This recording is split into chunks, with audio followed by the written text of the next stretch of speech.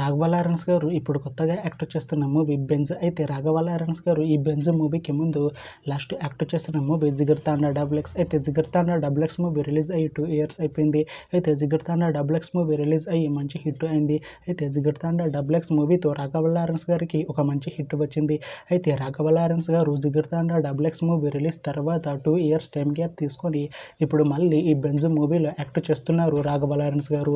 చూడాలి రాఘవ లారెన్స్ గారికి ఈ బెంజ్ మూవీతో కూడా ఇంకొక మంచి హిట్ తనకి వస్తుందా లేదా అనేది మనం ఈ బెంజ్ మూవీ రిలీజ్ అయ్యాక చూడాలి. అయితే ఈ బెంజ్ మూవీలో నయనతార గారు యాక్ట్ చేస్తున్నారు. అయితే నయనతార గారు ఈ బెంజ్ మూవీకి ముందు లాస్ట్ యాక్ట్ చేసిన మూవీ జవాన్. అయితే జవాన్ మూవీ రిలీజ్ అయ్యి 2 years అయిపోయింది. అయితే జవాన్ మూవీ రిలీజ్ అయ్యి మంచి హిట్ అయింది. అయితే జవాన్ మూవీతో నయనతార గారికి ఒక మంచి హిట్ వచ్చింది. అయితే నయనతార గారు జవాన్ మూవీ రిలీజ్ తర్వాత 2 years టైం గ్యాప్ తీసుకొని ఇప్పుడు మళ్ళీ ఈ బెంజ్ మూవీలో యాక్ట్ చేస్తున్నారు నయనతార గారు. చూడాలి నయనతార గారికి ఈ బెంజ్ మూవీతో కూడా ఇంకొక మంచి హిట్ తనకి వస్తుందా లేదా అనేది మనం ఈ బెంజ్ మూవీ రిలీజ్ అయ్యాక చూడాలి. అయితే బెంజ్ మూవీ టీం ఈ మధ్య ఒక చిన్న టీజర్ని విడుదల చేసింది. అయితే దానికి మంచి రెస్పాన్స్ వచ్చింది.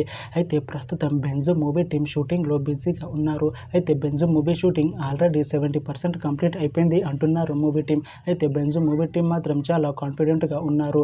ఈ బెంజ్ మూవీ మంచి హిట్ అవుతుంది అంటున్నారు మూవీ టీం. అయితే బెంజ్ మూవీని 2026లో రిలీజ్ చేసేలా ప్లాన్ చేస్తున్నారు మూవీ టీం.